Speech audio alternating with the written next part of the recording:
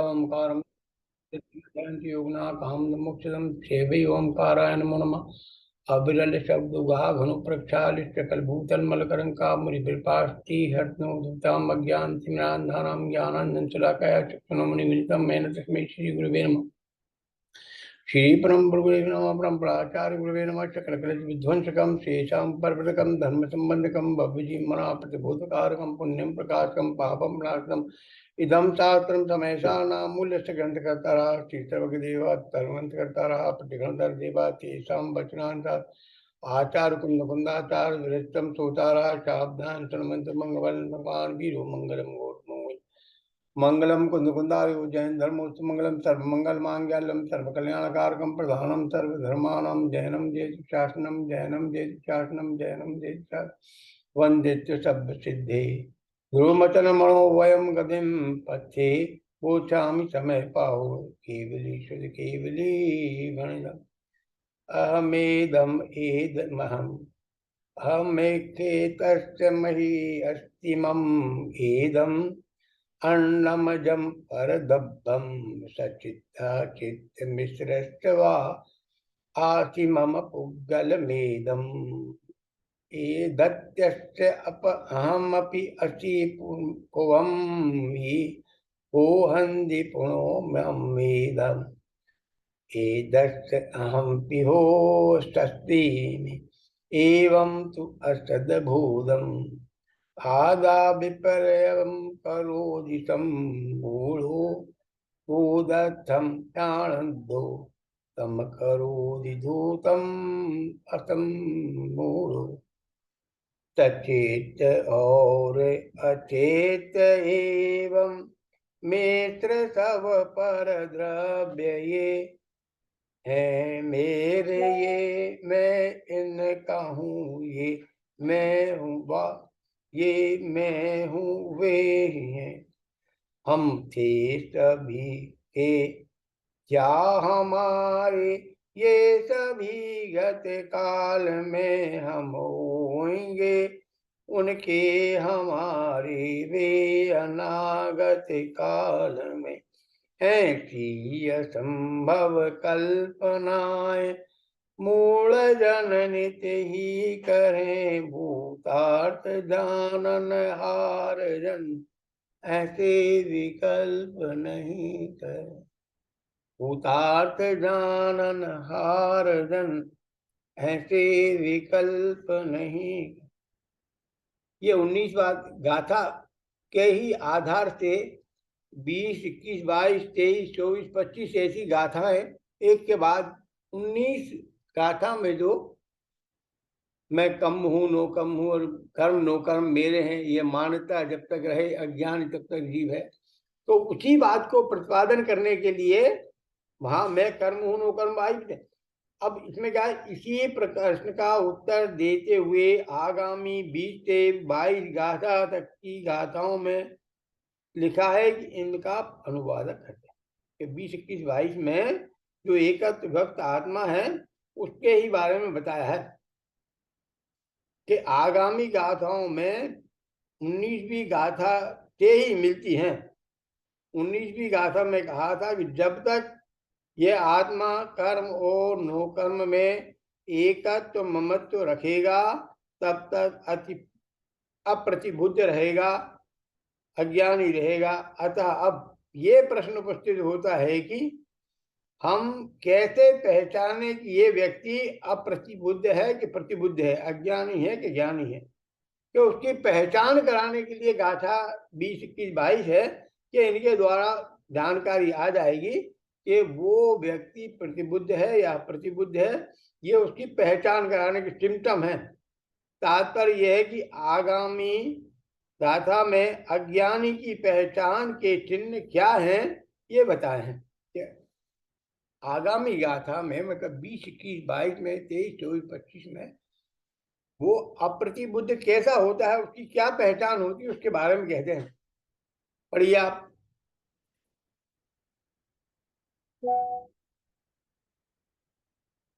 जो पुरुष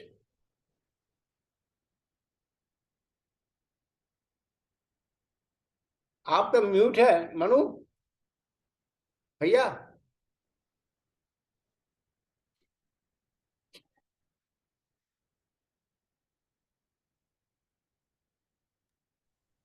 अच्छा जी।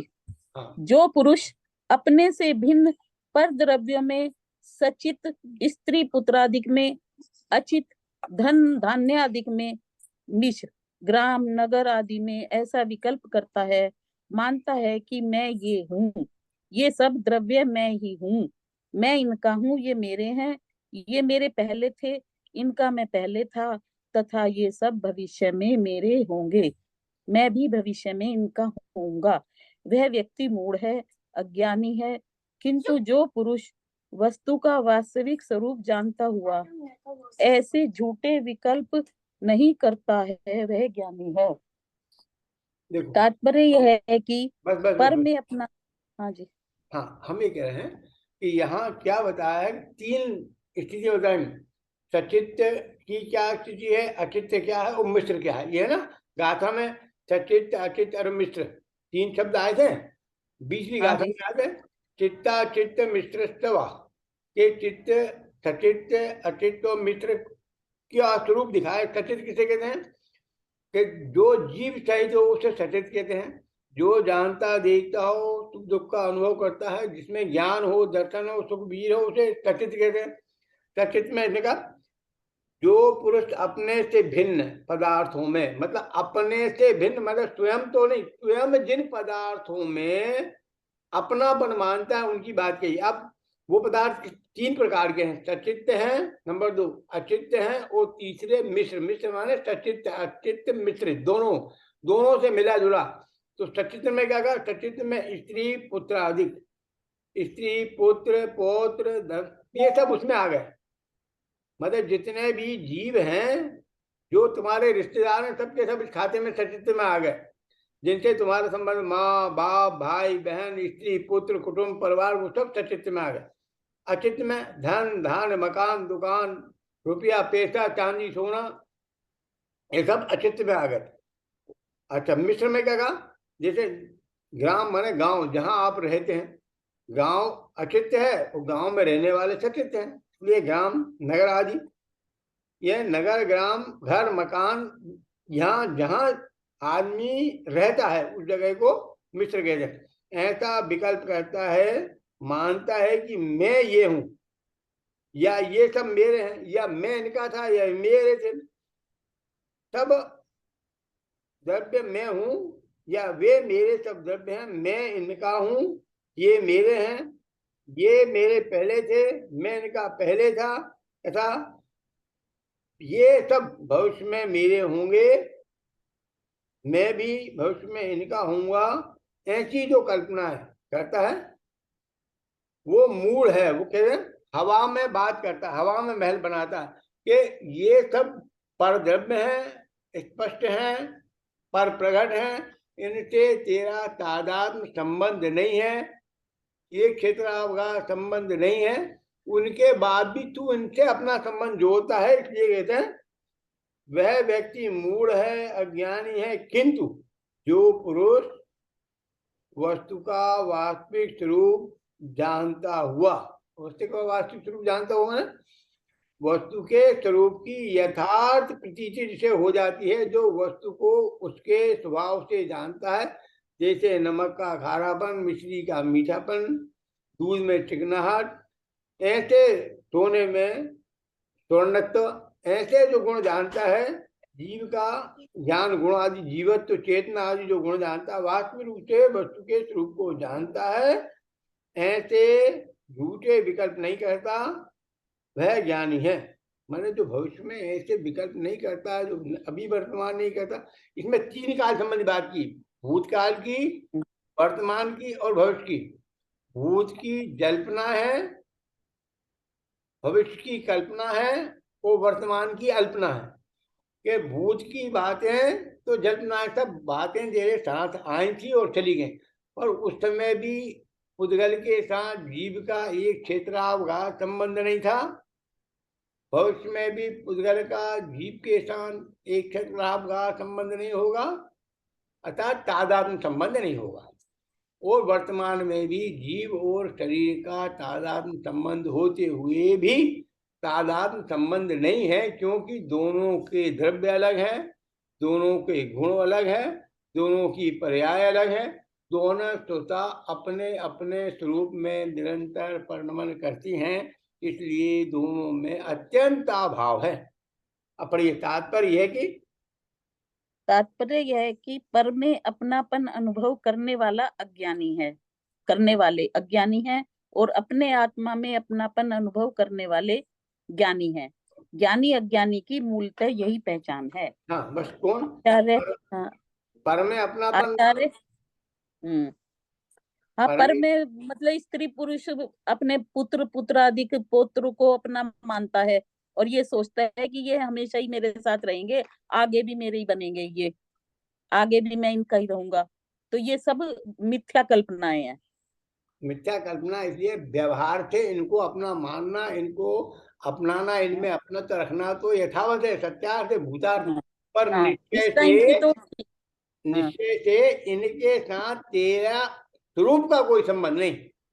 स्वरूप का कोई संबंध नहीं है। निश्चय से तेरे स्वरूप में और इनके स्वरूप में अंतर है। ये भी जीव है, तू भी जीव है, पर तू अपने में एक स्वतंत्र स्व अस्तित्व वाला पूर्ण स्वद्रव्य स्वक्षेत्र स्वकाल स्वभाव में सर्व गुणों से संपन्न परिपूर्ण एक है। ये भी अपने आप में परिपूर्ण है, एक द्रव्य है। इनका और मेरे में दोनों में अत्यंत अभाव। दोनों जीव हैं, दोनों एक साथ रहने पर भी ये उसमें प्रवेश नहीं करता, वो इसमें प्रवेश नहीं करता, दोनों में अत्यंत अंतर है, ये बताना। अच्छा, ये हुआ हाँ, सचित की। ये स्थिति अचित्त में तो और भी, सचित्त में तो एक बार एक साथ कुछ ना कुछ संबंध है, पर अचित्त तो आया गया। मकान दुकान तो पचासों बदलते देखे जाते हैं, बदले हुए दिखाई देते हैं। एक मकान में रहने दूसरे में किराए वाले तो बदलते ही रहते हैं, और जिनके अपने हैं वो भी एक मकान छोड़ के दूसरे में, दूसरे तीसरे में ऐसे परिवर्तन होते हैं। धन धान्य आदि भी कम बढ़ होते हुए देखा जाता है। पैसा, रुपया पैसा भी कोई अपने पास रखता नहीं है, सब उसका उपयोग करते रहते हैं, और उपयोग के द्वारा वो आता जाता रहता है। जी। और इसमें एक उदाहरण दे रखा है, जिस प्रकार कोई पुरुष ईंधन और अग्नि को मिला हुआ देखकर ऐसा झूठा विकल्प करे कि जो अग्नि है वही ईंधन है, और जो ईंधन है वही अग्नि है। अग्नि का ईंधन है और ईंधन की अग्नि है। अग्नि का ईंधन पहले था और ईंधन की अग्नि पहले थी। अग्नि का ईंधन भविष्य में होगा, ईंधन की अग्नि भविष्य में होगी, तो वह अज्ञानी है, क्योंकि इस प्रकार के विकल्पों से अज्ञानी पहचाना जाता है। क्योंकि अग्नि अग्नि में है, ईंधन ईंधन में है, अलग अलग हैं दोनों। बराबर, दोनों दोनों में है।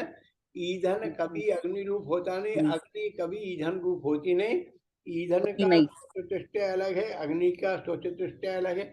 जैसे कल अपने उदाहरण में आया था कि जैसे जलते हुए ईंधन की क्या प्रतिबिंब दर्पण में दिखाई देता है, तो दर्पण में ईंधन का ज्वलनशीलपना नहीं आता है, पर उसके प्रकाशत्वपना दिखाई देता है, उसका आकार दिखाई देता है, पर उष्णता उसमें प्रवेश नहीं करती है। ऐसे ही ईंधन और अग्नि, अग्नि तो उष्णतामय है, और ईंधन तो उसके तादात्म्य होते हुए ईंधन का स्वरूप ईंधन में है, अग्नि का स्वरूप अग्नि में है। अग्नि से ईंधन नहीं, ईंधन से अग्नि नहीं, दोनों में अत्यंत अभाव है। अलग अलग क्योंकि वो अत्यंत। वनस्पति का है। देखो वो कैसे अंतर है कि ईंधन है वो वनस्पति कायक है, वो हाँ जी, अग्नि है वो अग्नि कायक है। हाँ जी, दोनों अंतर है कि एक अंतर अग्नि है। कायक है, एक वनस्पति कायक है, तो हाँ, दोनों पर एक जो कैसे हो अज्ञान, सकते हैं? हाँ, अज्ञानी तो ईंधन जल रहा, ईंधन ही अग्नि है। बराबर। ईंधन अग्नि और इसमें डाल दो और अग्नि डाल दो। हाँ हाँ, अग्नि हाँ डाल जी, दो कहता है, और डालता ईंधन है। वो अज्ञानी डालता ईंधन। डालता ईंधन है, कहता अग्नि बढ़ा दो, अग्नि डाल दो। क्या अग्नि बढ़ा दो मतलब ईंधन डालने से अग्नि बढ़ती है, ये मान्यता है ना। ईंधन को अग्नि का रूप मान रखा है, और इसीलिए उसका व्यवहार भी उस रूप चलता है। और व्यवहार में ऐसा व्यवस्था होने पर कोई दिक्कत नहीं, व्यवहार को व्यवहार तने अंगीकार करना योग्य है, पर व्यवहार को निश्चय मानना भूल है, निश्चय मानना मिथ्यात्व है। चलिए। दृष्टि वहीं रखनी चाहिए कि दृष्टि में ये अलग है। हाँ, उनका स्वरूप अलग इसी अलग है, प्रकार वो अलग इसी अलग। जी, इसी प्रकार परद्रव्यों में मैं ये परद्रव्य हूँ, ये परद्रव्य मुझ रूप हैं, ये परद्रव्य मेरे हैं, मैं इन परद्रव्यों का हूँ, ये पहले मेरे थे, मैं पहले इनका था, ये भविष्य में मेरे होंगे और मैं भी भविष्य में इनका होऊंगा। इस प्रकार के झूठे विकल्पों से अप्रतिबुद्ध अज्ञानी पहचाना जाता है। हाँ, कि और अग्नि, हाँ जी, ये तो दोनों अलग ये अलग है ना, परद्रव्य दोनों और के, मैं और हाँ, ये परद्रव्य। चेतन के लिए भी एक उदाहरण मेरी याद आ जाता है हाँ बता। कि पत्ता टूटा डाल से ले गई पवन उड़ाए, हो। अब के बिछड़े कब मिले दूर पड़ेंगे जाए। हाँ हम बराबर। जिन्हें अपना मान रहे हैं, पता नहीं एक पत्ता भी डाल से टूट के पता नहीं कहाँ जाके पड़ेगा हवा से। और बराबर इसी बराबर। तरह जिन्हें मैं पुत्र पुत्रादि को अपना मान रहा हूँ, पता नहीं ये कब मिलेंगे या नहीं मिलेंगे फिर कभी। हाँ हाँ, इनका संयोग भाई, पूर्व जन्म में हम लोगों ने ऐसा कोई एक क्षेत्रावगाह संबंध बाना होगा कि हम एक क्षेत्र में आके उत्पन्न हुए, हाँ एक साथ हाँ मिले जुले। जो हाँ जी, मेले में पंछी जन आनेह धरे फिरते, त्यों पर उबर पर पंछी जन आ रेन गया फिरते। भैया, जैसे मेले में पथिक मिल जाते हैं, वैसे ही सरोवर पे पक्षी मिल जाते हैं, वैसे ही हमारा गृह कुटुंब परिवार में हमारे परिवार के लोग आए हैं, मिले हैं। इनके साथ हमारा जितने समय का योग नियोग संयोग है, तब तक रहना है, उसके बाद हमारा इनके साथ संबंध टूट जाना। फिर से कह रहे हैं, अग्नि है वह ईंधन नहीं है, और ईंधन है वह अग्नि नहीं है। अग्नि है वह अग्नि ही है, और ईंधन है वह ईंधन ही है। अग्नि का ईंधन नहीं है और ईंधन की अग्नि नहीं है। अग्नि की अग्नि है और ईंधन का ईंधन है। अग्नि का ईंधन पहले भी नहीं था, ईंधन की अग्नि पहले नहीं थी। अग्नि की अग्नि पहले थी, ईंधन का ईंधन पहले था। अग्नि का ईंधन भविष्य में नहीं होगा और ईंधन की अग्नि भविष्य में नहीं होगी। अग्नि की अग्नि भविष्य में होगी, ईंधन का ईंधन ही भविष्य में होगा। इस प्रकार जैसे किसी को अग्नि में ही सत्यार्थ अग्नि का विकल्प हो, तो वह उसके प्रतिबुद्ध होने का लक्षण है। हाँ, इस इसी प्रकार, प्रकार इसमें लगा, इस मैं, प्रकार जैसे, देखो ये शब्द बड़े इंपॉर्टेंट, इस प्रकार जैसे किसी को अग्नि में ही सत्यार्थ अग्नि का विकल्प हो, तो वह उसके वह प्रतिबुद्ध होने प्रतिबुद्ध का। होने का लक्षण। अग्नि को अग्नि माने, ईंधन को ईंधन माने, तो वो प्रतिबुद्ध है, ज्ञानी है। हाँ जी। और ये इसी प्रकार मैं ये परद्रव्य नहीं हूँ और ये परद्रव्य मुझ स्वरूप नहीं है। मैं तो मैं ही हूँ और परद्रव्य हैं, वे परद्रव्य ही हैं, मेरे ये परद्रव्य नहीं है और इन परद्रव्य को मैं नहीं हूँ। मैं मेरा हूँ, परद्रव्य के परद्रव्य हैं। ये परद्रव्य पहले भी मेरे नहीं थे और इन परद्रव्यों का मैं पहले नहीं था। मेरा ही मैं पहले था और परद्रव्यों के परद्रव्य ही पहले थे। ये परद्रव्य भविष्य में मेरे नहीं होंगे और न मैं भविष्य में इनका होऊंगा। मैं भविष्य में अपना ही रहूंगा, ये परद्रव्य भविष्य में इनके ही रहेंगे। इस प्रकार जो व्यक्ति स्वद्रव्य में ही आत्म विकल्प करता है, स्वद्रव्य को निज जानते मानते हैं, वे ही प्रतिबुद्ध हैं, ज्ञानी हैं। ज्ञानी का यही लक्षण है, इन्हीं लक्षणों से ज्ञानी पहचाना जाता है। हाँ, वो उदाहरण दिया था, अब अपने और परद्रव्य में भेद करा। जैसे जी, परद्रव्य माने, जैसे मैं और मेरे कपड़े, अंगूठी, चश्मा, घड़ी, पंख, ये आदि मैं अलग हूँ और ये अलग है। भाई, घड़ी, पंखा, चश्मा, अंगूठी, ये सब आदि हैं, मेरे से अलग है। कपड़े, ये सब अलग हैं और मैं अलग हूँ। बस ऐसा ही, जो अपने में अपनापन और परद्रव्य में परद्रव्यपना मानता है, उसे प्रतिबुद्ध कहते हैं। ये प्रतिबुद्ध होने का लक्षण है। ज्ञानी, हाँ, अब क्या, वे ज्ञान, हाँ है, जी, ज्ञानी है। ज्ञानी का ही लक्षण है और इन्हीं लक्षणों से ज्ञानी पहचाना जाता है। आगे। हाँ जी। उक्त कथन में अनेक प्रकार से एक ही बात कही गई है कि अपनी ज्ञान पर्याय में ज्ञात होने वाले परद्रव्यों में एकत्व ममत्व नहीं करना ही अज्ञान, ममत्व करना ही अज्ञान है। और परद्रव्यों से एकत्व ममत्व तोड़कर अपनी आत्मा में एकत्व ममत्व करना सम्यक ज्ञान है, सम्यक दर्शन है। अतः इस एकत्व मत के आधार पर ही ज्ञानी अज्ञानी की पहचान होती है। हाँ अब करता तो वो सारे काम है, हाँ हाँ अज्ञानी ज्ञानी सारे काम करता है, पुत्र को पुत्र भी कहता है और बेटे पोते को पोता भी कहता है, मानता है, उनसे प्यार भी करता है, पर उसे अंदर में पता सब रहती है, अंदर में अंदर चलता है बस कि इतने ये सब मेरे नहीं। बस इतने ही ज्ञान हाँ रहे कि करना सब वही है, हाँ व्यवहार तो सब वही का वही अपना रखना है कि व्यवहार जी का पालन करते हुए, व्यवहार का व्यवहार रूप पालन करते हुए उसको ये मानना कि ये व्यवहार है, अभूतार्थ है, असत्यार्थ है, ये वास्तव में मेरे नहीं है, मेरे स्वरूप में नहीं, मैं इनका नहीं हूं, ये मेरे इनके स्वरूप में मैं नहीं, मेरे स्वरूप में ये नहीं। अब हाँ आचार्य अमृतचंद्र कलश के माध्यम से प्रेरणा देते हैं कि हे जगत जनों, पर से एकत्व का मोह अब तो छोड़ो, क्योंकि यह आत्मा अनात्मा के साथ कभी भी एकत्व को प्राप्त नहीं होगी। हाँ, क्योंकि देखिए, अनात्मा कह दिया, हाँ आत्मा अनाथ तो बस मैं हूँ, और बराबर सबको बराबर, अनात्मा कह दिया, मेरे हाँ लिए हाँ सब हाँ, अनात्मा है, पर वे द्रव्य, अपने लिए आत्मा है। हाँ जी। पर द्रव्य तो अनात्मा है, पुद्गल द्रव्य तो अनात्मा है, पर मेरे अलावा अन्य जीव द्रव्यों को भी अनात्मा किया है कि अन्य जीव द्रव्य मेरे लिए, मेरे आत्मा नहीं है, इसलिए मेरे लिए अनात्मा। अच्छा जी। आ जन्म के इस मोह को हे जगत जन तुम छोड़ दो, रसिक जन को जो रुचे उस ज्ञान के रस को चखो। तादात्म्य पर के साथ जिनका कभी भी होता नहीं, और स्वयं का ही स्वयं से अन्यत भी होता नहीं। बहुत अच्छी बात बताई है। हे जगत के जीवो, अनादि से लेकर आज तक अनुभव किए गए मोह को कम से कम अब तो छोड़ दो, हाँ कि और रसिक जन। अभी तक जो मोह के उदय में तूने पर द्रव्यों को अपना मान रखा था, और जिसके कारण तू संसार में अनादिकाल से लेकर भव भ्रमण कर रहा था, दुखी हो रहा था, संसार का संतरण करता हुआ, पाप पुण्य के भोगों को भोगता हुआ अनंत काल से तू दुखी हो रहा, तो अब तो उस मोह को छोड़, कम से कम अब तो छोड़। ये करुणा भरी आकाल थी, करुणा हाँ, के भव्य कि जीवों तुझे को। पता पता चल रहा है तुझे पढ़ के, कम से कम अब तो छोड़, हाँ जब अब से तो पता छोड़। नहीं था। चलो। हाँ हाँ। अब तो रसिक। तूने जान लिया कि तू और अलग और ये अलग है, तेरे ज्ञान में आ गया, चश्मा अलग और आंख अलग और मैं अलग। मेरा मेरा स्वरूप ज्ञान दर्शन का मैं है, चेतना में है, जानना है। आंख देखने का काम करती है, पर वास्तव में देखता ज्ञानता है, और चश्मा तो उसमें सहाय, ये चश्मा कुछ करता नहीं। जब मैं रसिक।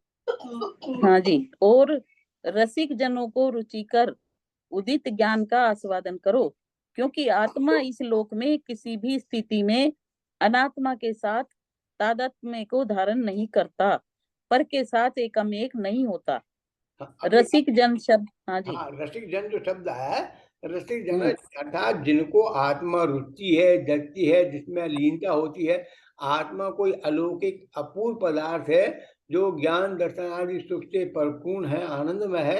उसका रसिक जन जो रस का पालन करते हैं, उसके अनंत आनंद को भोग करते हैं, सम्यक ज्ञानी वस्तु के स्वरूप को जानकर, वस्तु की व्यवस्था के परिणमन को जानकर अनंत सुखी होते हैं कि अब फिर मैं कुछ करना न धरना, सुखी होना। क्योंकि जब पर द्रव्य से मेरा कोई संबंध नहीं, एक बात ये जान जाते हैं, पर मैं कुछ नहीं कर सकता, ये जानते हैं। और फिर उसके बाद ज्ञानियों को ये समझ में आ जाता है कि होता स्वयं जगत परिणाम में जग का करता चला। यदि जो कार्य होने वाला होगा वो नियम से होए बिना रुकेगा नहीं है, और तुम चाहने या नहीं चाहने से कि तेरे पाप पुण्य का उदय भी उसमें सहाय नहीं, कि वस्तु का परिणमन तो स्वगत अपनी योग्यता से सहज अपने काल में परिणमित होगा।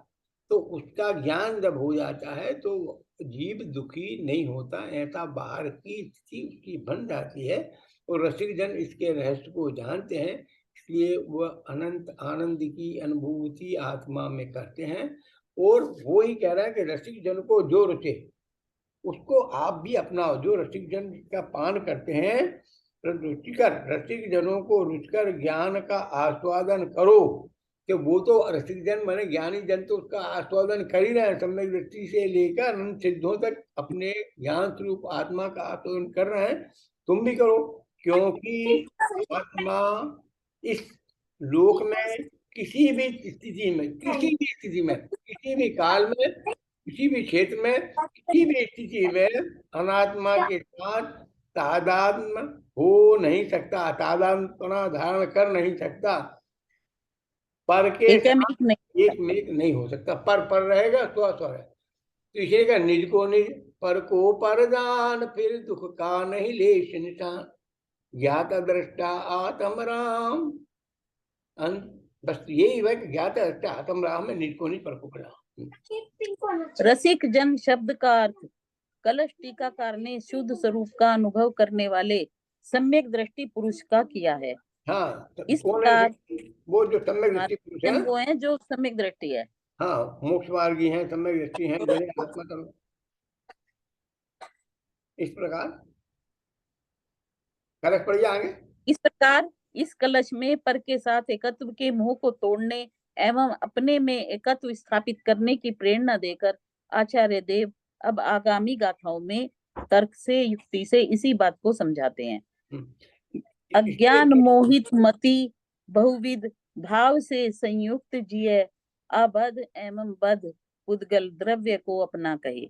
मोहित मति से, हाँ, कहता है अपने पुद्गल द्रव्य को अपना मान रहा है। सर्वज्ञ ने देखा सदा उपयोग लक्षण जीव यह पुद्गलमयी हो किस तरह तू अपना कहे। जीव में पुद्गल तथा पुद्गलमयी हो जीव जब, ये मेरे पुद्गल द्रव्य हैं यह कहा जा सकता है तब। अगर वो जीव पुद्गलमयी हो जाए और पुद्गलमयी जीव हो जाए तो जब कहा जा सकता है ये बात। हाँ, कि ये मेरे, ये जो बात 19वीं गाथा में कही, बही 20, 21, 22 गाथा में कही, बही 23, 24, 25 गाथाओं में उसके स्वरूप को तर्क से युक्ति से बताते हैं कि जीव जीव रहेगा, पुद्गल पुद्गल है, पुद्गल का जीव में अत्यंत अभाव है, अजीब और जीव में पुद्गल का अत्यंत अभाव है। और जो इसके शुद्ध स्वरूप को जानते हैं, मानते हैं, अनुभव करते हैं, वे सम्यक दृष्टि हैं। और इसी बात को 23, 24, 25 गाथा में स्पष्ट किया है। आगे पढ़े गाथा। हाँ जी, गाथा कौन सी पढ़े? ये पढ़ रहे गाथा ये, पढ़ी आपने? एक गाथा पढ़ी, ये 23, हाँ 24, 25 गाथा पढ़ ली आपने? हाँ जी। इसका आगे इसका पढ़ अर्थ अर्थ। अर्थ बहुत लंबा है, आप ले हाँ, लीजिए इसका। आप बस मैं आप पढ़ता हूँ, मैं जो, पढ़ता हूँ, आप मैं हाँ, पढ़ता हूँ। ब्लैक में जो समझा रखा है वो ले लीजिए। हाँ हाँ, मैं पढ़ूं ब्लैक वाला? पढ़िए पढ़िए पढ़िए। अच्छा, हाँ। ऐसे अज्ञानी जीव को समझाते हुए जो पुद्गल को अपना मानता है और अपने को पुद्गल मानता है, हाँ, बराबर बराबर। ऐसे अज्ञानी जीव को समझाते हुए आचार्य देव कहते हैं कि दुरात्मन, घास और अनाज को परम विवेक पूर्वक एक साथ खाने वाले हाथी के समान तू स्व और पर को मिलाकर एक देखने के इस स्वभाव को छोड़ छोड़ आदमी सुनिए तो, हाँ, आपने ये उदाहरण पढ़े, इसके ऊपर गाथा और छोड़ क्यों दी पूरी? अच्छा, गाथा अर्थ पूरी सारा छोड़, लूं? गाथा का अर्थ पूरा छोड़ दिया। जिस अच्छा, हाँ जी, जिसकी ये, मति, अच्छा, ऊपर से लूं। जिस हाँ, मति अज्ञान से मोहित है और जो मोह राग द्वेष आदि आराम से अनेक जिसकी भावों आदमी, से युक्त है। सुनिए अच्छा आनंद, जी, सुनिए मोहन बाला जी, हाँ जिसकी जी, मति, आराम से पढ़िए, जिसकी मति अज्ञान हाँ से जी, मोहित है, मति अज्ञान से, जिसका मति माने ज्ञान, जिसका ज्ञान अज्ञान से मोहित हो रहा है। जी, वो वो मोह रोग राग द्वेष आदि अनेक भावों से युक्त है। ऐसा जीव कहता है कि ये शरीर आदि बद और धन धान्य आदि अबद पुद्गल द्रव्य मेरे हैं। वो शरीर को अपना मानता है और धन धान्य जो पुद्गल द्रव्य है उन्हें अपना मानता है। बराबर बराबर। उसे समझाते हुए आचार्य देव कहते हैं कि सर्वज्ञ के ज्ञान द्वारा देखा गया जो सदा उपयोग लक्षण वाला जीव है वह पुद्गल द्रव्य रूप कैसे हो सकता है हाँ, जिससे सर्वज्ञ तू, के, उसमें क्या, हाँ, सर्वज्ञ के ज्ञान द्वारा देखा गया जो उपयोग लक्षण वाला जीव है। आचार्य देव कह रहे हैं, सर्वज्ञ ने जिस जीव को, जीवो उपयोग मोहो अमुत्तिकता तदेह परमाणु भूतता संसारत्व सिद्धोषो विस्तुर, जिसने जीव को उपयोग लक्षण में देखा, ज्ञान दर्शन के व्यापार वाला देखा है, वह पुद्गल द्रव्य रूप कैसे हो सकता है? यदि जीव द्रव्य पुद्गल द्रव्य रूप हो जाए और पुद्गल द्रव्य जीवत्व को प्राप्त करे हाँ तो कह सकता है कि यह पुद्गल द्रव्य मेरा है। हाँ, ये दोनों हो नहीं सकते, ये हो नहीं सकता कभी। बराबर बराबर। पर यह तो संभव नहीं है। अतः तुम्हारा यह कहना ठीक नहीं है कि शरीर आदि बद है और धन धन्य आदि अबद पर पदार्थ मेरे हैं। बराबर ठीक। शरीर से तो बंधा हुआ है, इसलिए तू कहता है कि ये शरीर मेरा है, पर जबकि वो पुद्गल है शरीर, ये तुझे जानना चाहिए कि वो तेरा नहीं है। बराबर। बस गाथा। उद्गल हाँ, और धन धन्य आदि अबद हैं, पर हाँ, पदार्थ मेरे हैं। पर पदार्थ हैं वो तो बिल्कुल अलग हैं। शरीर बराबर को तो तू एक बार को कह भी दे कि मेरा है, पर ये तो बिल्कुल अलग दिखाई दे रहे हैं। बराबर। गाथा की भावना को आत्मसात करते हुए आचार्य अमृतचंद्र आत्मख्याति में अनेक उदाहरणों से गाथा के मर्म को खोलते हैं। वे कहते हैं, जिस प्रकार स्फटिक पाषाण में अनेक प्रकार के रंगों की निकटता के कारण अनेक रूपता दिखाई देती है, स्फटिक का निर्मल स्वभाव दिखाई नहीं देता, उसी प्रकार एक ही साथ अनेक प्रकार के बंधन की उपाधि की अति निकटता से वेग पूर्वक बहते हुए अस्वभाव भावों के संयोगवश अपने स्वभाव भाव के तिरोभूत हो जाने से जिनकी भेद ज्ञान ज्योति पूर्णतः अस्त हो गई है और अज्ञान से विमोहित है हृदय जिनका, ऐसे प्रतिबुद्ध अज्ञानी जीव स्व पर का भेद न करके उन अस्वभाव भावों को अपना मानता हुआ उद्गल द्रव्य में अपनापन स्थापित करता है। इसलिए अब संसार में रुकता है। आप पढ़िए जी। हाँ। हाँ, ये इसके कारण ये इसने जीव और पुद्गल का भेद नहीं मानता, इसलिए संसार पर का उदाहरण पढ़ के बंद करेंगे।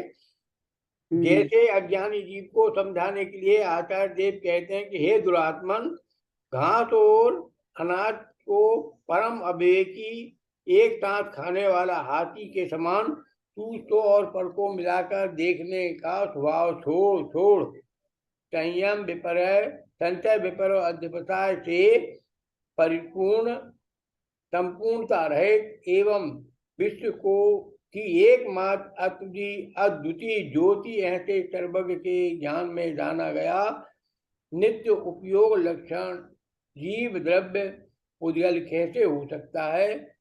तो जो तू कहता है कि अनुभव करता है कि पुद्गल मेरा है, पुद्गल पुद्गल का है, जीव जीव का है। यदि किसी भी प्रकार से जीव द्रव्य पुद्गल द्रव्य रूप हो और पुद्गल द्रव्य जीव द्रव्य रूप हो, तभी नमक के पानी के अनुभव की भांति तेरी यह अनुभूति ठीक हो सकती है कि यह पुद्गल मेरा है, किंतु ऐसा तो कभी भी किसी भी प्रकार से बनता नहीं है। इसी बात को अधिक स्पष्ट करते हुए, जिस प्रकार खारा पानी है, खारापन है, वह लक्षण जिसका ऐसा नमक पानी रूप होता हुआ दिखाई देता है, तो भी प्रवीण प्रवाह पानी अलग है, नमक अलग पानी है अलग फिर है। भी। हाँ, देता है प्रवाहहीन लक्षण जिसका ऐसा पानी नमक रूप होता दिखाई देता है, तथापि खारेपन वो प्रभावीपन में एक साथ रहते हुए भी कोई विरोध नहीं है, कोई बाधा नहीं है, किंतु नित्य उपयोग में पुद्गल लक्षण वाला जीव द्रव्य और पुद्गल लक्षण रूप होता हुआ दिखाई नहीं देता और नित्य अनुपयोग लक्षण वाला पुद्गल द्रव्य जीव द्रव्य रूप होता दिखाई नहीं देता, क्योंकि प्रकाश और अंधकार की भांति उपयोग और अनुपयोग का एक ही साथ रहने का विरोध है। इस प्रकार जड़ और चेतन कभी एक रूप नहीं होते। ऐसी बात आचार्य देव इस गाथा में कहते हैं। जीव और पुद्गल के स्वरूप का हमें जानकारी हो, दोनों की तफावत भिन्न जानकारी में आए, ऐसी मंगल भावना से विराम लेता हूँ। निधि निधि निज में बताई ये अनंत अनंत उपकार है, उसके लिए लिए वंदन माँ को वंदना शत बार है बंदना। करना सत्य। सूझे लोग सोबानी मस्तक में।